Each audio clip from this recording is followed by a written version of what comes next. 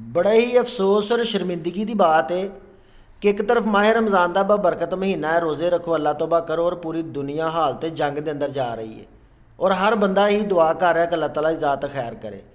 तो दूजी तरफ यूनान के अंदर पाकिस्तानी अवाम के चंद गंदे कीड़े कि ਜਿਹੜੇ कोई ना कोई कारनामा सर अंजाम दे ही छड्डदे ने। यूनान एथन के अंदर इलाका जी मरूसी, उत्थे दो पाकिस्तानियों को बिजली लग गई और सीरीयस हालत के उन्होंने हॉस्पिटल मुंतकिल कर दिता गया है। हुण तुसीं सोचते होने हो कि ये शर्मिंदगी वाली कि गल है, बिजली लग गई हॉस्पिटल लै गए ने। वो कोई काम तो नहीं गए, कोई दिहाड़ी लान नहीं गए, वो चोरी करन गए हैं। यूनान का मीडिया खबर ब्रेक कर रहा है।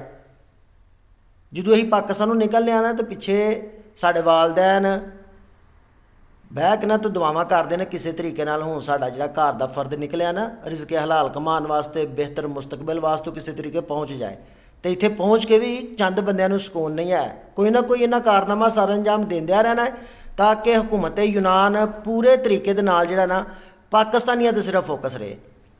तुसीं जानदे हो जो हालात चल रहे हैं, तो कोई खुदा दा खौफ करो तो तरीके दे नाल अपनी मेहनत मजदूरी करो, तो इन्हां बदमाशियां और इन्हां ड्रामेबाजियां चों निकलो, अपने हालात बदलो।